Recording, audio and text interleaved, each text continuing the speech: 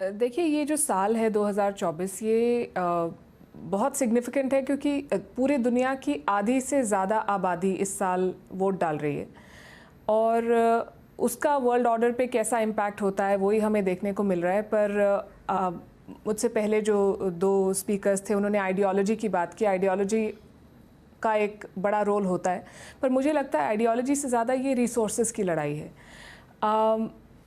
Economy ठीक चल रही है, जीडीपी ठीक है, all that is fine, but cost of living, post pandemic जो कॉस्ट ऑफ लिविंग क्राइसिस है उसने बहुत सारी पॉपुलेशंस को इम्पैक्ट किया है।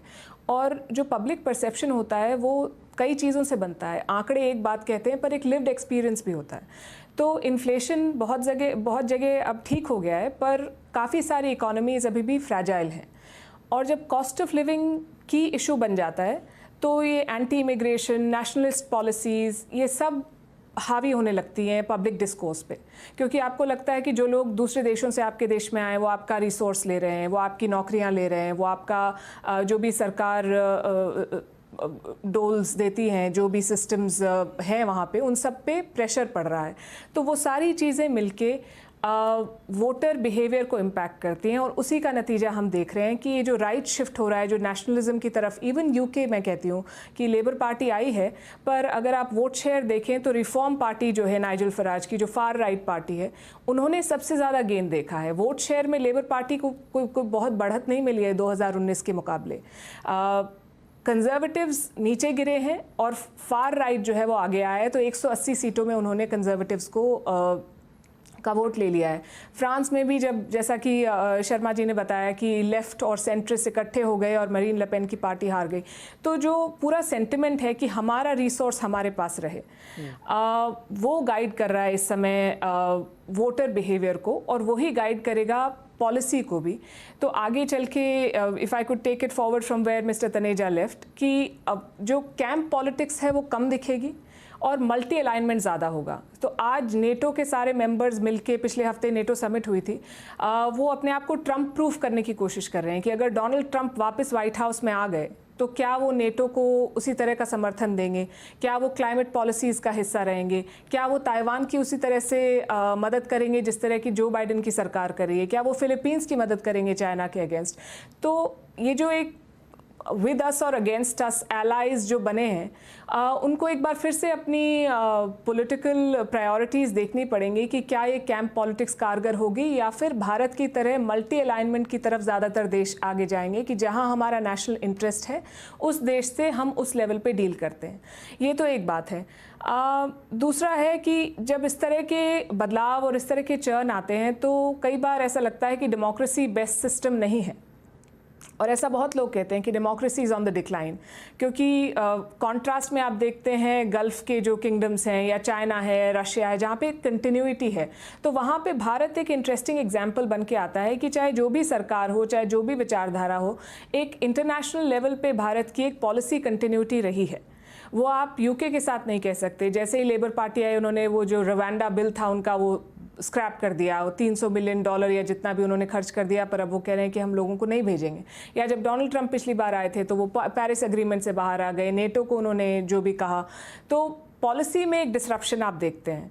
तो सबसे बड़ा चैलेंज इस वक्त सरकारों के सामने ये होगा कि जैसे जैसे रिजीम चेंज होता है जिस देश में, आप कैसे डील करते हैं। फ्रांस में, यूरोप में आप देखें तो इमैनुअल मैक्रों की एक बहुत इंपॉर्टेंट भूमिका थी as a leader of Europe, पर अब इस चुनाव के बाद उनका भी रोल थोड़ा, उनका भी स्टैचर डिमिनिश होगा।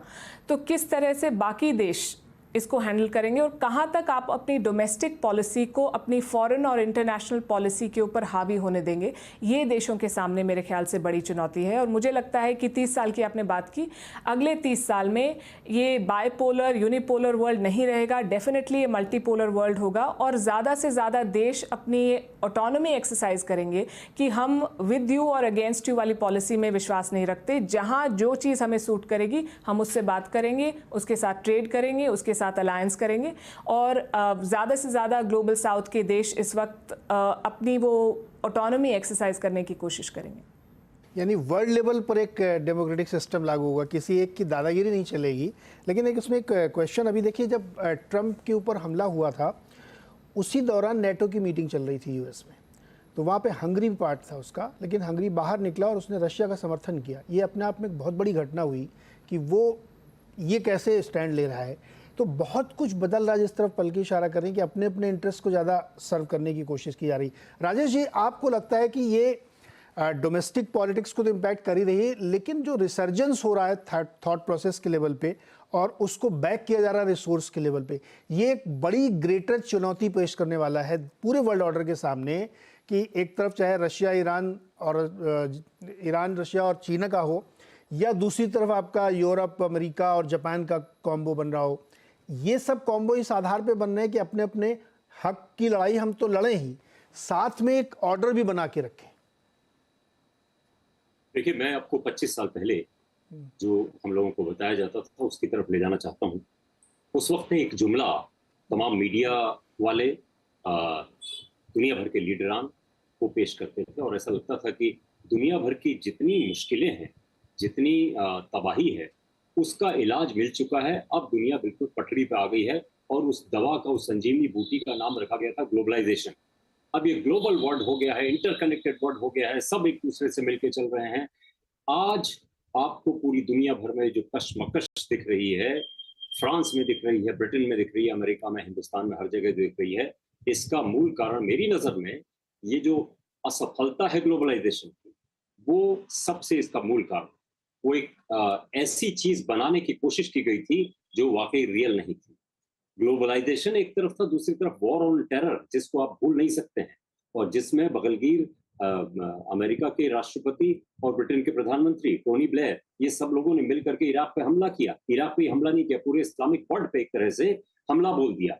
इस्लामिक वर्ल्ड के वॉर ऑन टेरर नाम के जो उनके टेररिस्ट आउटफिट्स थे, अपेरेंटली उन पर हमला बोल दिया। लेकिन क्या हुआ, इराक में लाखों आम मुसलमान मारे गए, औरतें, बच्चे, ये सब लोग मारे गए। सीरिया में उसके बाद शुरू हो गया। वहां जो तबाही हुई है उसका असर कौन झेलेगा?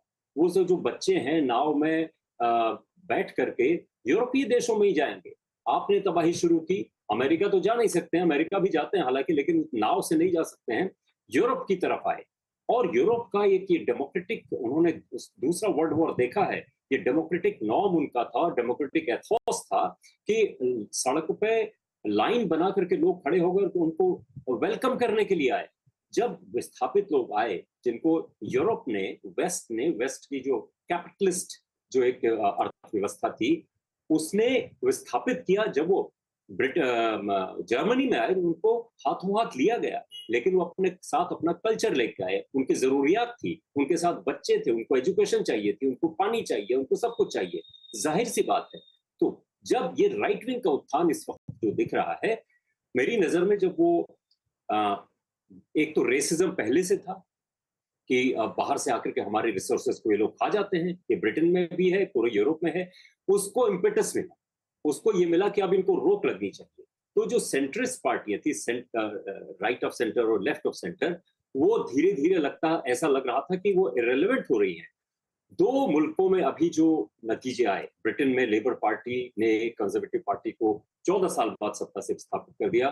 फ्रांस में कम्युनिस्ट, ग्रीन पार्टी और सोशलिस्ट वगैरह इन लेफ्ट विंग पार्टीज ने सबसे टॉप में आकर के लिपेन के जो जगरनॉट निकल रहा था उसको रोक दिया है। लेकिन इन दो नतीजों से ये कंक्लूजन ड्रॉ करना बिल्कुल गलत होगा कि अब यूरोप में लेफ्ट विंग पॉलिटिक्स का उत्थान हो रहा है या लेफ्ट ऑफ सेंटर पार्टीज जो हैं वो बढ़ रही हैं आगे। क्योंकि ब्रिटेन की जो लेबर पार्टी है, आपको याद होगा टोनी ब्लेयर में की जो न्यू लेबर पार्टी थी, वो एक्सट्रीम राइट विंग पार्टी से ज्यादा एक्सट्रीम राइट विंग पार्टी हो गई थी उस वक्त जब इराक पर हमला किया था। तो मतलब जो नियोकॉन्स थे और टोनी ब्लेयर, इन लोगों ने हाथ मिला लिया था। अब इस वक्त जब नतीजा निकला है, जो लेबर पार्टी आई है ब्रिटेन में वापस, टोनी ब्लेयर ने एक आर्टिकल लिखा है, चेतावनी दी है, वही अपने जो नियोकॉन वाला जो आइडियोलॉजी है कि आप सोशलिज्म मत लाइएगा, आप सबको मुफाद मत दीजिएगा, इस तरह से उन्होंने चेतावनी दी है कि अगर आप जो इम्प्लीमेंट करेंगे वो तो पॉलिसीज तो आपकी राइट विंग ही होंगी। तो आने वाले वक्त में ये राइट विंग पॉलिटिक्स पूरे यूरोप में छाई हुई है इस वक्त। देखिए, ब्रिटेन और फ्रांस में थोड़ा सा एबरेशन है। इटली में देख लीजिए, इटली में तो नियो फैशिस्ट पार्टी उनके जो प्राइम मिनिस्टर है मेलोनी, उनकी रूट्स नियो फैशिस्ट पार्टी में है। फ्रांस में फार राइट जो है उसको एक जमाने में सोशलिज्म बहुत स्ट्रॉन्ग था, वहां पे फार राइट को लादीक कहा जाता था, यानी बांध कंटेन किया जाता, बांध बनाया, मतलब डैम उसको किया है। अब उसके फ्लड गेट्स खुल गए हैं। अब उसको चाहे सत्ता में नहीं आई है लीपेन की पार्टी, लेकिन एक बहुत अच्छी खासी उन्होंने 143 सीटें जो है हार्ड राइट ने वहां हासिल की। उसी तरह से नॉर्वे में देख लीजिए, स्वीडन में देख लीजिए, इन तमाम जगहों में, नेदरलैंड्स में खासतौर पे जिन नेता, क्या नाम उनका, ग्रीट वाइल्डर्स, उन्होंने मोरक्को के इमिग्रेंट्स को कूड़ा कचरा स्कम कहा था, वो जीत गए हैं। ये एक इटली की सोशल साइंटिस्ट हैं नाताली तोची, उनके बारे में अभी हाल में ही पढ़ रहा था। उन्होंने ये कहा कि ये जो दक्षिण पंथ का उपहार है यूरोप में ही नहीं, अब हिंदुस्तान में थोड़ा अलग तरह का दक्षिण पंथ का उपहार है, लेकिन खासतौर पर यूरोप में आप उसको, जो नई पीढ़ी उसकी तरफ अट्रैक्ट हो रही है या उसके आर्गुमेंट से एक तरह से सहमत होती नजर आ रही है, आप उनको ये नहीं बता सकते हैं कि, बस यहाँ पे खत्म कर रहा हूं मैं, आप उनको ये नहीं बता सकते हैं कि सेकेंड वर्ल्ड वॉर में नाज़ीज ने होलोकॉस्ट किया था, इस वजह से ये बुरे। आज के आर्गुमेंट में उनको बताना पड़ेगा कि ये जो नियो फैशिस्ट्स हैं, ये राइट विंगर्स हैं, आज के समाज के लिए कितने खतरनाक हैं। आज का आर्गुमेंट होना बहुत जरूरी है। तो ये कश्मकश अभी खत्म नहीं हुई। ये जब अमेरिका में कहा जाता है you America first, let's make America great again, Trump ये नारा लेके चलते हैं, तो वहाँ पे भी वही चीज़ हमको देखने को मिलती है। और यूरोप में भी आपने कॉन्टेक्स्ट जरूर रखा कि वहाँ से जब माइग्रेट होकर लोग वहाँ पहुँचे, लेकिन अब जो जिस तरह का रिसर्जेंस देखने को मिल रहा है लेफ्ट राइट दोनों साइड के, सर देखिए, अगर राइट वहाँ पे यूरोप में बहुत है, मजबूत है, फिर भी अगर लेफ्ट की पार्टी जीत के आ रही तो ये कहीं ना कहीं एक बहुत बड़ा कॉन्फ्लिक्ट वहाँ पे क्रिएट कर रही है, कल्चरल कॉन्फ्लिक्ट है। शिवकांत जी, आपके देश में ये हो रहा है और वहाँ पे बहुत सारे राइट विंगर हार्डकोर वाले भी जीत के आए हैं, और आप यूरोप में भी आप देखिए, क्या ये है असली लड़ाई की मूल? नहीं, ऐसा नहीं है। मेरा मानना ये है कि लड़ाई सेंटर को लेकर के चल रही है। ये होता है कि समय समय पर जो पॉलिटिक्स का सेंटर, जिसे आप मध्यमार्ग कह सकते हैं, उसका दायरा कभी कभी बढ़ जाता है, कभी कभी संकुचित हो जाता है। इस वक्त ऐसा लग रहा है कि दोनों तरफ से दबाव है। वहां